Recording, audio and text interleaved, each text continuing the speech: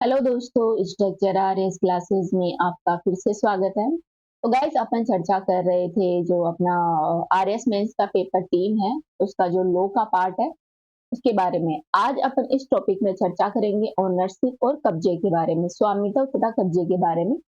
इनके बारे में अपन चर्चा करेंगे।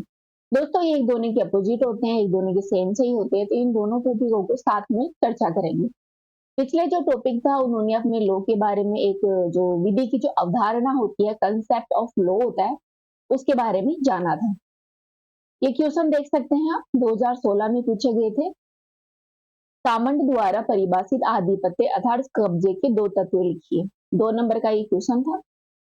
अगला है कर्तव्य को परिभाषित कीजिए। अगला क्वेश्चन है सामंत द्वारा स्वामित्व की परिभाषा दीजिए।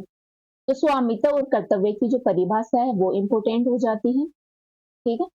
इसके अलावा ये जो आधिपत्य में कब्जे के दो तत्व हैं उनके बारे में यहाँ पर पूछे गए हैं। 2 क्वेश्चन है जो बहुत ही ज्यादा इंपॉर्टेंट हो जाते हैं। ठीक है। तो सबसे पहले गाइज अपन चर्चा करेंगे कब्जे के बारे में। कब्जा आखिरकार होता क्या है? तो गाइज, कब्जा होता है किसी वस्तु या फिर कोई संपत्ति है, इस पर किसी व्यक्ति का भौतिक नियंत्रण। मान लो एक खेत है, एक खेत पर किसी व्यक्ति का, रमेश का भौतिक नियंत्रण है, उसे ही अपन कब्जा कहते हैं। एक होती है दास प्रथा। भाई, दास प्रथा में क्या होता है? व्यक्ति का व्यक्ति पर नियंत्रण होता है। ठीक है।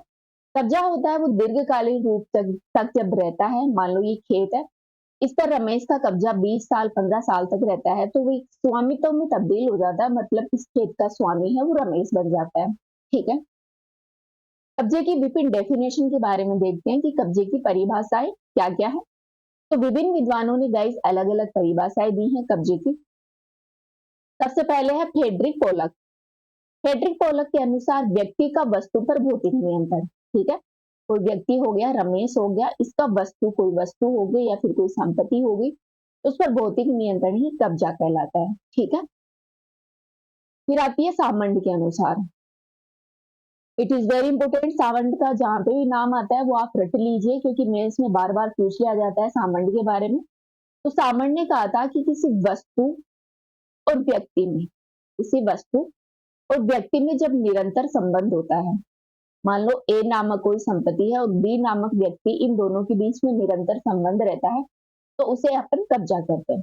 ये डेफिनेशन दी थी सामंत ने। फिर सोवनी के बारे में देखिए तो सोवनी ने कहा था कि कब्जे का अर्थ है कब्जाधारी द्वारा अपना भौतिक बल के आधार पर अन्य व्यक्तियों को कब्जाधीन वस्तुओं के उपयोग और उपभोग से वंचित रखना। कहने का मतलब है, मान लो रमेश है वो अपने भौतिक बल के आधार पर, शारीरिक बल, उसके जो बल है, उसकी पावर है, उसके आधार पर ए नामक एक खेत है, इस पर मान लो रेखा है, रेखा का यह नियंत्रण नहीं होने देगा। अन्य व्यक्ति है, इस ए नामक खेत पर रमेश का अपना भौतिक बल के आधार पर इसका कब्जा रहेगा, जो रेखा को उपयोग और इसके जो उपभोग से वंचित रखेगा। ठीक है। ये कहा था सेवनी ने। इसके अलावा इयरिंग का कहना है कि जब भी कोई व्यक्ति किसी वस्तु के संबंध में मालिक जैसा व्यवहार करे, कैसा व्यवहार करे? मालिक जैसा व्यवहार करे, तो वह उसका कब्जाधारी माना जाएगा, जब तक कि व्यवहारिक सुविधा के आधार पर कानून के नियमों के द्वारा उससे कब्जा छीन लिया नहीं जाए, तब तक वह उसका मालिक माना जाएगा। राइट। फिर आता है मैन के अनुसार। मैन ने कहा था गाइस कि कब्जे का अर्थ है किसी वस्तु के साथ ऐसा संपर्क स्थापित करना जो अन्य व्यक्तियों को उस वस्तु के उपभोग से वर्जित कर सके। ठीक है। मान लो ये ए नामक खेत है, इस पर अन्य व्यक्तियों का उपयोग उपभोग ना कर सके, एक व्यक्ति का इस पर नियंत्रण हो, मान लो रमेश का नियंत्रण है। तो ये जो परिभाषा दी थी वो मैन ने दी। ठीक है। आगे देखते हैं। आगे देखते हैं कब्जे के लक्षण क्या होते हैं और कब्जे की विशेषता क्या होती है। तो गाइस, कब्जे में जो स्वामित्व है वो प्रथम दृष्टया साफ से होता है। कब्जे के लिए वस्तु और व्यक्ति का होना अनिवार्य है, आवश्यक है, तभी तो किसी वस्तु पर कब्जा किया जा सकता है। साथ ही कब्जे और वस्तु में निरंतर संबंध होना का जरूरी है। व्यक्ति का वस्तु पर भौतिक नियंत्रण होता है कब्जे में। इसके अलावा कब्जे को धारण करने की इच्छा होना भी आवश्यक होती है।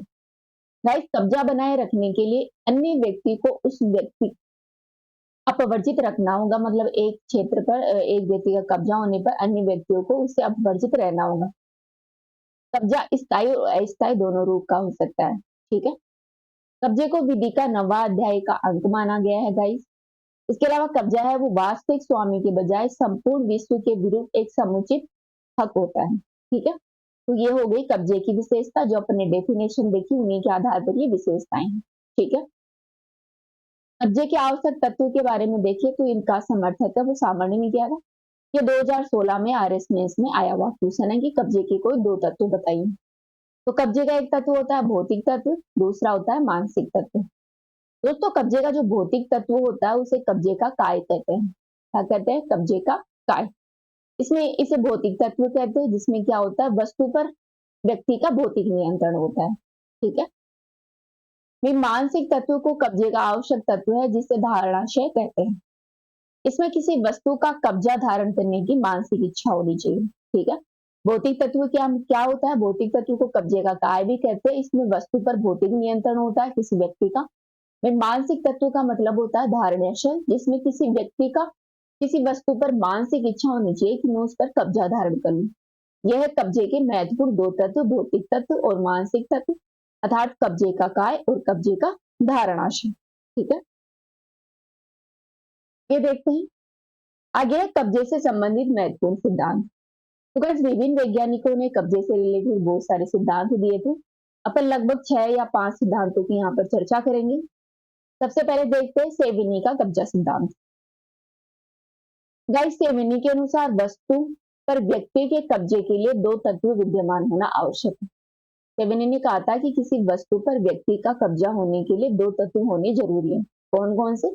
एक तो काय और एक धारणाशय। ठीक है, काय से भी पराय है व्यक्ति की वस्तु पर भौतिक नियंत्रण। काय से क्या है? किसी वस्तु पर व्यक्ति का भौतिक नियंत्रण काय है। भाई, धारणाशय का अर्थ होता है वस्तु को धारण करने की इच्छा। ठीक है, व्यक्ति की इच्छा होनी चाहिए किसी वस्तु को धारण करने की, राइट। यदि इन दोनों तत्वों में से किसी भी एक तत्व की उपस्थिति नहीं होती है तो गाइस कब्जा सिद्ध नहीं होता है। सेवन ने कहा था कि किसी भी वस्तु पर कब्जा होने के लिए या तो काय की या फिर धारणाशय की दोनों में से एक तत्व का होना जरूरी है। काय यानी वस्तु पर भौतिक नियंत्रण होना व्यक्ति का, और धारणाशय यानी वस्तु को धारण करने की इच्छा होना। कुछ विधि शास्त्रों ने सेविनी की आलोचना की, किस आधार पर की? इस आधार पर की कि काय की अनुपस्थिति में भी गाइस कब्जा सिद्ध किया जा सकता है। कैसे? जैसे कि कमरे में सामान रखकर ताला लगाकर उसे जाने पर भी वस्तु पर भौतिक कब्जा हो सकता है। ठीक है, ये हो गया सेविनी का कब्जा सिद्धांत। वहीं गाइस फिर होम ने कब्जा सिद्धांत दिया था। होम का और सेविनी का कब्जा सिद्धांत था वो सेम है। अगर आपको होम का कब्जा सिद्धांत पूछ लिया जाए तो आप जो सेविनी का कब्जा सिद्धांत है ये जो यहाँ पर लिख रखा है इसको डायरेक्ट कॉपी कर दो, राइट। आगे देखते हैं, आगे इहेरिंग का कब्जा सिद्धांत। तो इहेरिंग का जो कब्जा सिद्धांत था वो समाज शास्त्रीय दृष्टिकोण पर आधारित है। ठीक है, कौन से दृष्टिकोण पर? समाज शास्त्र दृष्टिकोण पर आधारित है।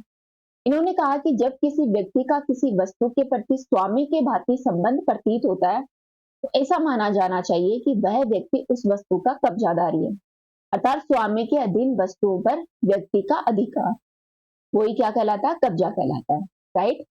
क्या है? किसी व्यक्ति का किसी वस्तु के प्रति स्वामी की भांति संबंध होना चाहिए। एक वस्तु और व्यक्ति में स्वामी की भांति संबंध होना चाहिए, वही कब्जा कहलाता है। इहेरिंग ने कहा था।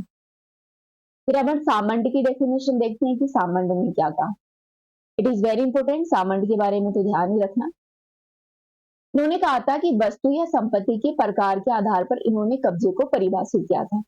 इसके आधार पर वस्तु या जो संपत्ति होती है उसके प्रकार के आधार पर इन्होंने संपत्ति को दो रूप दिया, एक तो मूर्त रूप दिया, एक अमूर्त रूप दिया। मूर्त संपत्तियों पर व्यक्ति का भौतिक नियंत्रण सिद्ध हो सकता है, परंतु अमूर्त संपत्तियों जैसे कि ख्याति, पेटेंट, कॉपीराइट इत्यादि पर भौतिक नियंत्रण न होते हुए भी व्यक्ति का कब्जा उस पर होता है। ठीक है, तथा धारणाशय और व्यक्ति तथा वस्तु के मध्य निरंतर संबंध ही कब्जा कहलाता है। ठीक है, तो सामण्य ने कहा था कि धारणाशय मतलब धारण करने की इच्छा, और व्यक्ति और वस्तु के बीच में जब निरंतर संबंध होता है तो वो कब्जा सिद्ध करता है। ठीक है, अमूर्त और मूर्त। अमूर्त में क्या होता है कि किसी व्यक्ति का भौतिक नियंत्रण नहीं होता, उसमें कुछ अलग चीजें होती है, और मूर्त में व्यक्ति का संपत्ति पर भौतिक नियंत्रण होता है। ये डेफिनेशन दी थी सामंत ने, राइट। आगे है कांट का कब्जा सिद्धांत। तो इस कांट का कहना था कि प्रत्येक मनुष्य है वो जन्म से स्वतंत्र होता है, ठीक है। बाद में वो सामाजिक जो भी परंपराएं हैं, रीति रिवाज है, उसमें बन जाता है, लेकिन जब भी मनुष्य पैदा होता है तो वो स्वतंत्र होता है। ये कांट का कहना था। और उसमें इच्छा का भाव अनिवार्यतः विद्यमान होता है। इस प्रकार व्यक्ति किसी वस्तु को अपने नियंत्रण में लेते हुए यह जाहिर करता है कि वह उस वस्तु पर कब्जा चाहता है। अतः कब्जा इच्छा की अभिव्यक्ति है, ठीक है। तो कांट का कहना है कि कब्जा क्या है? कब्जा है वो व्यक्ति की इच्छा की अभिव्यक्ति होता है। मतलब व्यक्ति चाहे तो उस पर कब्जा कर सकता है किसी संपत्ति पर। फिर आता है होलैंड का कब्जा सिद्धांत। दोस्तों, होलैंड की कब्जा संबंधी व्याख्या वो समाज की शांति व्यवस्था पर आधारित है। इस पर समाज में जो शांति बनी रहे उस व्यवस्था पर आधारित है। इनके अनुसार समाज में शांति हेतु आवश्यक है कि विधि स्वयं कब्जे को संरक्षण प्रदान करे। कोई भी जो लॉ वगैरह बनाते हैं उसके द्वारा कब्जे को विधि के द्वारा संरक्षण दिया जाए। इस प्रकार कब्जा तभी वैध माना जाता है जब विधिक प्रावधानों के अनुसार प्राप्त किया जाए।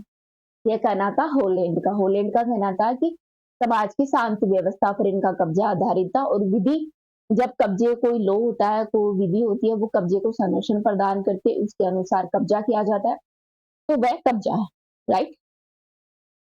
आगे देखते हैं, ये तो अपने सिद्धांतों की चर्चा कर ली, कब्जे के क्या क्या सिद्धांत होते हैं उनके बारे में। आगे है कब्जा अर्जित करने के 3 तरीके होते हैं। कितने तरीके होते हैं कब्जा अर्जित करने के? गाइस 3 तरीके होते हैं।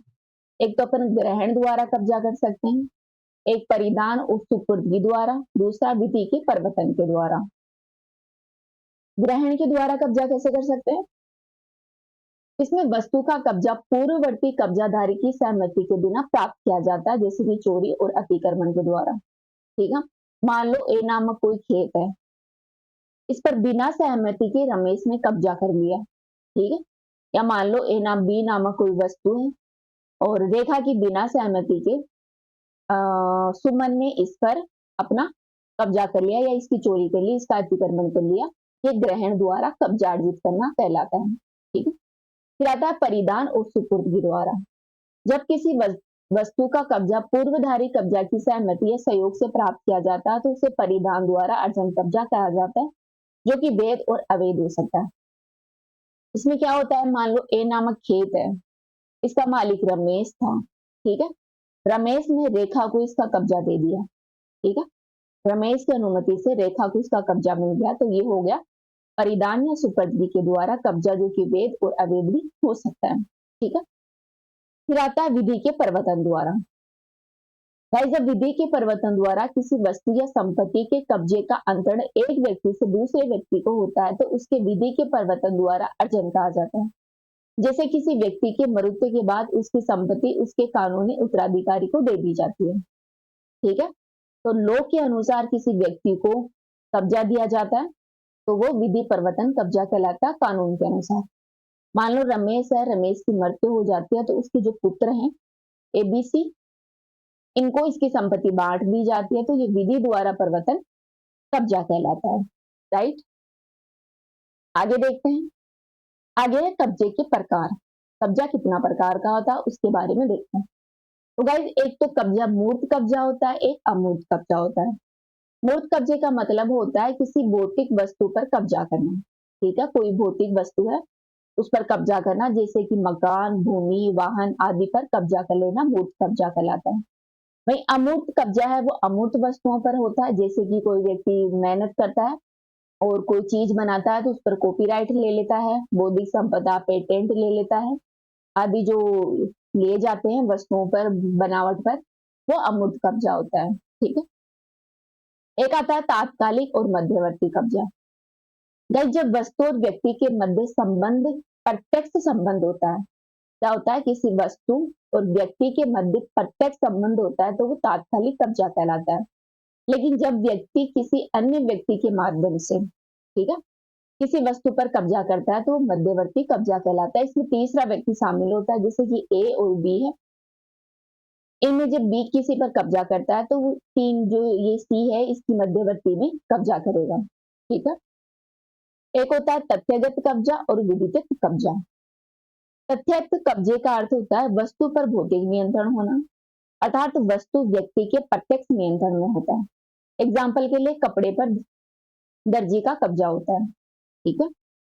वहीं विधिक कब्जे की बात करें तो विधि के अंतर्गत या फिर विधि के प्रावधानों के अनुसार किसी वस्तु पर कब्जा किया जाता है तो विधिक कब्जा कहलाता है, जिससे संपत्ति पर स्वामी का कब्जा। ठीक है।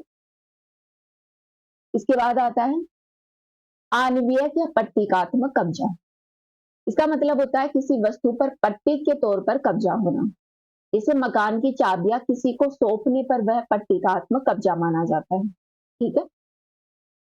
एक आता है समवर्ती कब्जा।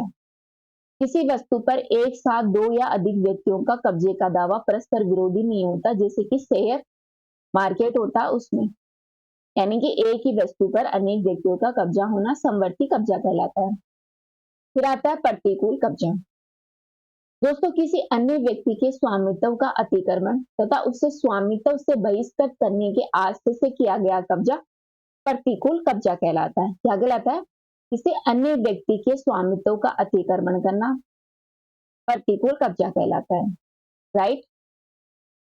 अब लास्ट में देख लेते हैं अपन भारतीय विधि में कब्जे की स्थिति क्या है। तो जो गाइस इंडियन पीनल कोड है, भारतीय दंड संहिता 1860, इसके अनुसार कोई व्यक्ति बलपूर्वक किसी अन्य की संपत्ति पर कब्जा प्राप्त करे तो अतिक्रमण का दोषी माना जाएगा और वह सजा का भागीदार होगा। ठीक है। तो कोई व्यक्ति है, जैसे मान लो रमेश है, वो महेश की संपत्ति पर बलपूर्वक कब्जा नहीं कर सकता, उसका अतिक्रमण नहीं कर सकता। भाई परिसीमन अधिनियम 1931 में कहा गया कि यदि कोई व्यक्ति किसी संपत्ति का स्वामी न होते हुए भी उस संपत्ति पर कब्जा प्राप्त करे, यदि उसका कब्जा सतत और निर्बाध हो तो एक समय के पश्चात कब्जाधारी उस कब्जे का स्वामी बन जाएगा। ठीक है। कहने का मतलब है कि मान लो रमेश है, रमेश पहले गांव में रहता था और उसके पास 100 एकड़ जमीन है। ठीक है। वो इसे महेश को संभलाकर शहर में शिफ्ट हो जाता है। ठीक है। महेश निरंतर इसकी देखभाल करता है, इस 100 एकड़ जमीन की, मान लो 30 साल तक। 30 साल बाद में रमेश आकर कहता है कि मुझे मेरी संपत्ति दो, लेकिन महेश का इस पर निरंतर और निर्बाध रूप से कब्जा था, तो वो कंप्लेन कर सकता है कि ये मेरी संपत्ति है। तो इस परिसीमन अधिनियम के अनुसार 1929 के अनुसार ये जो फिर कब्जा होगा ये स्वामित्व होगा, ये कब्जा है वो स्वामित्व में तब्दील हो जाएगा और ये महेश की संपत्ति हो जाएगी। ठीक है। फिर आता है न्यायालय द्वारा निर्णय। दोस्तों, लल्लू यशवंत केस में सुप्रीम कोर्ट ने कहा था कि जो किराएदार होते हैं, जब वो किराया देते हैं तो जो किराया लेने वाला होता है वो जबरन किसी किराएदार को अपने घर से नहीं निकाल सकता। ठीक है। तो ये हो गया कब्जे के बारे में अपन ने विस्तार से चर्चा की। राइट। ठीक है। अब गाइस ये बहुत बड़ा लेक्चर हो गया। नेक्स्ट वीडियो में अपन चर्चा करेंगे स्वामित्व के बारे में, आखिरकार स्वामित्व क्या होता है और कब्जा और स्वामित्व में अंतर क्या होता है। ठीक है। तो अभी के लिए इतना ही। Thank you.